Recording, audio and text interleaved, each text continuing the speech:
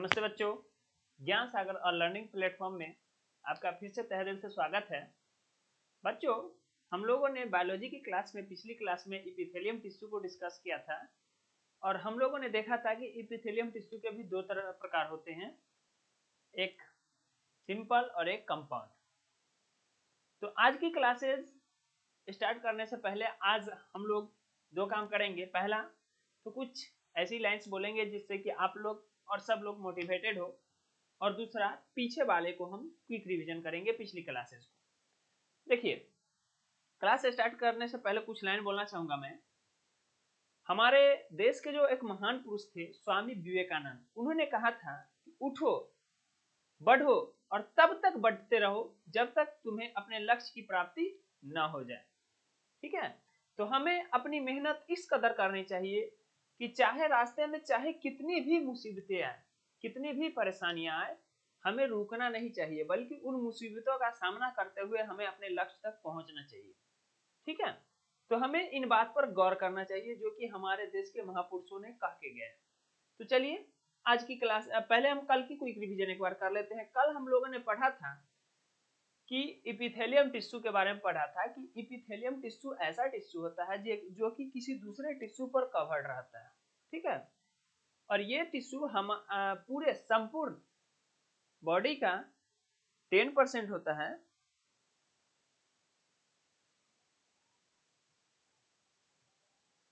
हम लोगों ने देखा था कि जो इपिथेलियम टिश्यू है हमारे पूरे बॉडी के वेट का 10% होता है। उसमें ब्लड वेसल्स प्रेजेंट नहीं होते हैं, जिसके कारण उसे हम अवैस्कुलर टिश्यू भी कहते हैं। और ये कनेक्टिव टिश्यू के साथ एक बेसमेंट मेम्ब्रेन के साथ जुड़ा रहता है, जिसके दो लेयर होते हैं। एक होते हैं इनर लेयर जिसमें कि बेसल लेमिना होता है, आउटर लेयर, और इनर लेयर जिसमें फाइब्रस लेमिना होता है। हम लोगों ने देखा था। इसके साथ ये भी देखे थे कि उसमें न्यूक्लियस होगा, फिर से नर्व फाइबर होंगे। ठीक है, उसके बाद कवरिंग अलाइनिंग कवरिंग होगा। ठीक है, बहुत सारे चीज हम मेन्यून बहुत सारे चीज देखे थे। और उसके बाद हम लोगों ने देखा था कि इपिथेलियम टिश्यू दो तरह के होते हैं। एक होता है सिंपल इपिथेलियम टिश्यू और एक होता है compound epithelium tissue. Simple epithelium tissue में हम लोगों ने देखा था कि सेल्स जो होंगे वो सिंपल सिंगल वे में अरेंज होंगे, बट जो कंपाउंड होगा वो मेनी लेयर में अरेंज होंगे। ठीक है, तो आज हम लोग का टॉपिक है ये सिंपल इपिथेलियम टिश्यू के कितने प्रकार होते हैं, या फिर उसके बारे में हम लोग पढ़ेंगे। देखिए, तो आज हम लोग का लेक्चर 3 है। ठीक है, टिश्यू का। इसमें हम लोग पढ़ेंगे types of simple epithelium tissue. कल मैंने आपको बताया था कि लास्ट में कि इपिथेलियम टिश्यू टोटल 6 प्रकार के होते हैं, और उस 6 का आज हम लोग पहले वाले को डिस्कशन करेंगे। ठीक है, देखिए, simple epithelium tissue. Simple epithelium tissue के टोटल 6 बेटे होते हैं। ठीक है, आधे क्रिकेट टीम लेके घूम रही है, आधा आईपीएल टीम इसके पास है। ठीक है, टोटल 6 मेंबर है इसके फैमिली में। तो सिंपल आप ऐसे भी याद रख सकते हैं कि सिंपल इपिथेलियम टिश्यू के पास क्रिकेट टीम की आधी प्लेयर होती है इनके टीम में। ठीक है, यानी कि 6 मेंबर होते हैं। देखिए, पहला सिंपल स्क्वैमस इपिथेलियम टिश्यू, दूसरा सिंपल क्यूबोइडल इपिथेलियम टिश्यू, तीसरा सिंपल कोलुमनार इपिथेलियम टिश्यू, उसके बाद स्यूडो स्ट्रेटिफाइड इपिथेलियम टिश्यू, उसके बाद ग्लैंडुलर इपिथेलियम टिश्यू और सिलिएटेड इपिथेलियम टिश्यू। देखिए, तो टिश्यू के रूप रंग के आधार पे हम इन्हें डिवाइड करते हैं। पहला सिंपल स्क्वैमस इपिथेलियम टिश्यू, दूसरा सिंपल क्यूबोइडल इपिथेलियम टिश्यू, तीसरा सिंपल कोलुमनार इपिथेलियम टिश्यू, चौथा स्यूडो स्ट्रेटिफाइड इपिथेलियम टिश्यू, पांचवा ग्लैंडुलर इपिथेलियम टिश्यू, और लास्ट और छठा सिलिएटेड इपिथेलियम टिश्यू। तो ये टोटल 6 प्रकार के होते हैं सिंपल इपिथेलियम टिश्यू। और आज की टॉपिक में हम लोग पहला प्रकार यानी कि सिंपल स्क्वैमस इपिथेलियम टिश्यू के बारे में डिस्कशन करेंगे। ठीक है, तो अगर आप लोग हमारे पिछली क्लासेस नहीं देखे हैं तो पिछली क्लासेस जरूर करें, क्योंकि जब तक आप पिछले लेक्चर को नहीं देखेंगे तब तक ये क्लासेस आपको अच्छी तरीके से समझ में नहीं आएगी। ठीक है, तो देखिए, सिंपल स्क्वैमस इपिथेलियम टिश्यू की बात करें तो ये जो इसका जो आकार होता है कुछ इस तरीके का होता है, ठीक है। यहाँ पर आप देख सकते हैं कि ये मधुमक्खी के छत्ते की तरह है, बीच में आंख दिखाई दे रहा है, बट ये आंख नहीं है, ये है न्यूक्लियस, ठीक है। तो ये है सिंपल स्क्यूमस एपिथेलियम टिश्यू का एक फिगर, जो कि आप देख सकते हैं एक मधुमक्खी के छत्ते के समान है, इसी के कारण इसका नाम स्क्यूमस एपिथेलियम टिश्यू पड़ा है। इसके एक दो और नाम होते हैं, ठीक है, निक नेम, जैसे बहुत सारे लोग होते हैं घर पे, जैसे ये रॉकी तो रक्की, ठीक है, आदित्य आदि, तो बहुत सारे लोगों का घर पे अपना छोटा छोटा छोटा सिंपल सा नाम होता है। तो इसका भी दो इक्वल एक दो जो है निक्स नेम है, एक है पोहमेंट टिश्यू या फिर टेसेलेटेड टिश्यू, ठीक है, याद रखिएगा।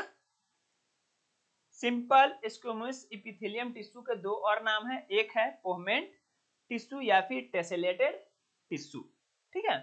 अगर इसके न्यूक्लियस की बात करें हम, ठीक है, तो इसका जो न्यूक्लियस होता है, इसमें जो सेल्स में जो न्यूक्लियस होते हैं वो राउंड होते हैं, गोल होते हैं, और साथ ही साथ सेंटर में सेल्स के ठीक बीच में उपस्थित होते हैं। देखिए यहाँ पे देख सकते हैं कि ये सेल्स जो है गोल है, और ये न्यूक्लियस गोल है, और सेल के ठीक बीचों बीच है, ठीक है। तो ये पॉइंट आप याद रखेंगे। पहला पॉइंट समझ में आया कि सिंपल स्क्वेमस एपिथेलियम टिश्यू का अदर नाम क्या है, पोहमेंट टिश्यू या फिर टेसेलेटेड टिश्यू। दूसरा पॉइंट कि सिंपल स्क्वेमस एपिथेलियम टिश्यू में जो न्यूक्लियस होते हैं वो राउंड होते हैं, गोल होते हैं, और साथ ही साथ सेंटर में बीच में उपस्थित होते हैं। तीसरा, इसमें बेसमेंट मूवमेंट मेम्ब्रेन भी प्रेजेंट होता है। बेसमेंट मेम्ब्रेन क्या होता है, हम लोगों ने पिछली क्लासेस में डिस्कशन कर लिया था कि न्यूक्लियर कनेक्टिव टिश्यू और एपिथेलियम टिश्यू के बीच में जो लेयर बनी होती है उसको कहते हैं बेसमेंट मेम्ब्रेन। तो इसमें बेसमेंट मेम्ब्रेन भी प्रेजेंट होता है, ठीक है। अब इसका फंक्शन देख लेते हैं। तो देखिए दुनिया में आप लोग सुने होंगे कि दुनिया में बहुत सारे ऐसे जीव है, बहुत सारे जीव जंतु है, बहुत सारी वस्तु है, बट सबका कुछ ना कुछ काम होता है, ठीक है। दुनिया में कोई भी चीज बिना काम की नहीं होती है। तो ये जो सिंपल स्क्वेमस एपिथेलियम टिश्यू है ये हमारे शरीर में प्रेजेंट है, तो स्वाभाविक है इसका कुछ ना कुछ तो काम होगा, कुछ ना कुछ चीज में 0.01% भी जरूर अपना योगदान देता होगा। तो इसका फंक्शन क्या होता है, पहला तो डिफ्यूजन और दूसरा फिल्ट्रेशन में हेल्प करता है। अब देखिए फिल्ट्रेशन आया तो ध्यान लगाना है कि ब्लड वेसल्स की चर्चा होगी ही, क्योंकि ब्लड जब तक ब्लड वेसल्स में एंटर नहीं करेगा तब तक तो फिल्ट्रेशन होगा नहीं, ठीक है। तो इसमें डिफ्यूजन और फिल्ट्रेशन की फंक्शन इसमें ये होता है, ठीक है, याद रखिएगा।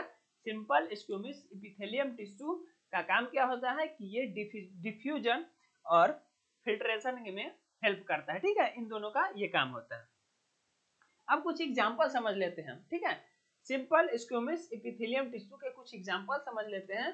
पहला बोमेंस कैप्सूल। अब आपके मन में क्वेश्चन घूम रहा होगा, भैया बोमेंस कैप्सूल क्या होता है, कि ये कैप्सूल खाने वाला तो नहीं होता है? तो ऐसा कुछ नहीं है। आप नेफ्रॉन पढ़े होंगे, याद कीजिए, आप क्लास 10th में होंगे तो किडनी जब आप पढ़ रहे होंगे तो नेफ्रॉन पढ़े होंगे, ठीक है। तो यहाँ पे मैंने इसका फोटो भी बनाया है नेफ्रॉन का, यहाँ पे आप देख सकते हैं। तो यहाँ पे आप देखेंगे एक कटोरा लाइक एक स्ट्रक्चर है, कप जैसा। इसमें कप जैसा जो ये जटिल जटिल पदार्थ का, ठीक है, डिफिकल्ट जो रेसे जैसे स्ट्रक्चर है, इसको कहते हैं बोमेंस कैप्सूल। तो इसमें कौन सा टिश्यू होता है, तो सिंपल स्क्वेमस एपिथेलियम टिश्यू होता है। इसी नेफ्रॉन में नीचे जो ये टर्निंग यू पॉइंट वाला आपको पॉइंट दिखाई दे रहा है, इसको कहते हैं हेनले लूप, ठीक है, जिसको मैंने यहाँ पे लिखा है लूप ऑफ हेनले। इसमें भी सिंपल स्क्वेमस एपिथेलियम टिश्यू पाया जाता है। तो ये दो एग्जांपल हो गया, पहला बोमेंस कैप्सूल और दूसरा हेनलेस लूप। उसके बाद मेसोथीलियम ऑफ कोइलम। देखिए जो एम्ब्रियो होता है, जब फर्टिलाइजेशन होता है, बेबी का ग्रोथ होने लगता है, तो जो एम्ब्रियो का निर्माण होता है, उस एम्ब्रियो में जो इंटरनल पार्ट होते हैं, ठीक है, शरीर का जो इंटरनल पार्ट होता है, क्योंकि जब बेबी बनते रहता है तो उसकी जो शरीर के जो इंटरनल पार्ट होते हैं बहुत नाजुक होते हैं, शीशों से भी नाजुक,